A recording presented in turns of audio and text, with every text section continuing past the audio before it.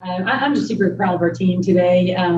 We didn't really finish our season that well. We finished with a win on Saturday, and our team has just continued to play with confidence the last couple of days in practice, really locked in and focused on the task at hand. And this is a hard-fought battle. Coach Dow does a great job with his team, and we knew it would be a kind of back-and-forth battle. But fourth quarter, our defense really stepped up. We got stops when we needed to. We had players make big plays like our backup point guard and our senior captain just made plays when we needed them to. So great team effort today. Just proud of our intensity. Proud of our players playing through some adversity today, and just playing hard to get the win. Are there any questions? Yes, Coach. First off, thanks. Congratulations on the win. Talk about the two plays near the end of the third quarter to kind of open things up for you. You got the three-pointer from Anna, and then the basket at the buzzer. Breaks the tie and gives you a 5-point lead and gives you a cushion to go into the fourth. I couldn't hear the beginning of your question, but I think the focus in the third quarter to execute, and we were trying to run some sets for Anna, but if you're open for a three, we don't need to use the ball screens, and she did that for us. And then we called a set play for Taylor, and she said, "Do you think I can turn the screen down?" I was like, no. And then she read the defense correctly, and they really overplayed, and she turned the screen down and made a play. And as coaches, we try to control things and try to help your players manufacture points. But at the end of the day, you need players that are ready to make plays and players that are reading the defense correctly. And I think Taylor and Anna did a very good job of being intentional about reading what the defense was giving them, and that's what they took.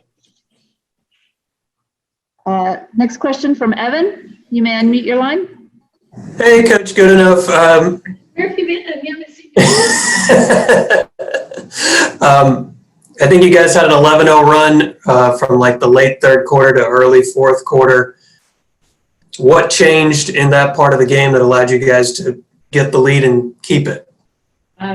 One adjustment that we made at halftime in a very loud voice was we have to start blocking out and rebounding, keeping them away from offensive rebounds. And I thought in the second half we did a great job of that. They scored 13 points off offensive rebounds in the first 20 minutes, and then they didn't score any in the second half. And so for us to be able to finish defensive possessions and get the rebound was huge for us. We did that kind of late in the third quarter that allowed us to get a couple of extra offensive possessions. We opened the fourth quarter with really executing, reading the defense, knocking down some open shots, and our players just kept their composure and continued to get stops on the defensive end. Next question is from Dan. You may unmute your line. Hi, everyone. Congrats on the win. And I have a quick question for Anna. So naturally, when you're in a game like this, there's a lot of pressure. There's a lot of your teammates looking to the upperclassmen for answers, and you seem to be on fire for the majority of the game. What does it mean to you that you have the trust and support of your coaching staff and your teammates, especially in a game like this? The trust that they have in me is everything. A lot of times some people would think that's more pressure, but I feel like it gives me more confidence to have the trust and have the team behind me, and just to let everyone know that, like, no matter what goes on, I will have their back. And I think that they know that I will always have their back and they have mine. So that mutual trust is just something that really pushes a team forward. Do we have any questions for Taylor? Evan? Yeah, Taylor, just what does it feel to win the opening game in the conference tournament? It's really exciting. This is my first time being here, but it's super exciting, and it's really fun to get to do it with my teammates. So, yeah. Anna, what was working for you today to score 28 points? My teammates getting me open and passing me the ball. It's a team game, so we all had to get stops together and rebounds and execute the offense. Anna was just literally in a zone. They called a timeout. We had 4 minutes left in the fourth quarter, and she's like, "We are only guaranteed 4 more minutes. We are only guaranteed 4 more minutes. We've got to give our best effort right here for 4 minutes." And her teammates were like, "Yeah." She just had the rally cry there, and it was over after she spoke up in that timeout. Question from JD Richards. Yeah, Coach, this is Joey from the Reporter News. Talk about that game that Anna had. 28 points, 10 rebounds. She just had a monster game.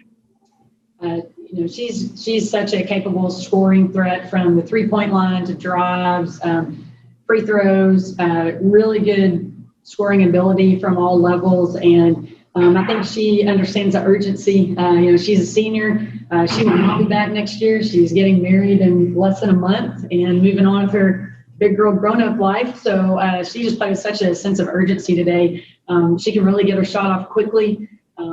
She's got length and the ability to chase down and rebound. She did a great job of being really intentional about rebounding today. And we feel real comfortable putting the ball in her hands and allowing her to create. We do run some sets for her, but she does a really good job of reading the defense. And she was really shot ready today.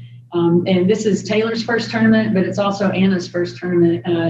We came last year and she didn't get to play. And then the year we won it before that, she was a red shirt. So this is her one and only time at the tournament. And I would think that she's going to make the very most of it. Well, you talk about that. I mean, last year she knew what it's like to, you guys were in Katy, and then she got a chance to see what it was like to see somebody like Bree and Dom not get to do this. A year ago, you guys didn't get to do this. So this had to be nice to get out there and play this game. Absolutely. And we talk a lot in our program about just having a heart of gratitude and just being grateful for the opportunities that we have. And my goodness, for all of us after the last 12 months, we certainly need to capitalize on the opportunities that we have. And definitely Anna did that today and understands that her basketball career is it's pretty short. And so she's going to make the very most of it. And, our players have done a really good job, I think, of just controlling what they can control throughout, the crazy basketball season we've had. We've missed out on opportunities to play games because of weather and COVID. And so when we do have a chance to play, we're super thrilled to do that and are just grateful for the opportunity to play the game that we all love. Well, and you got 6 girls on that team that wasn't even with you a year ago, and the game that Taylor had, I mean, she's a freshman. I mean, freshmen aren't supposed to play like that. She's done a great job as our backup point guard, and Taylor's pretty fearless. Sometimes she gets herself into a little bit of trouble against some bigger, faster, stronger, but she doesn't care. Like, she's just fearless, and she has continued to improve throughout the course of conference play, and we have so much confidence in her to come in and make good decisions for us. She's a good on-ball defender, just a lot of grit in her small stature for sure. Carrie, go ahead with your question. So sorry, hold on a second. Okay. Hi, Coach Goodenough and Anna and Taylor. Congrats on the win today.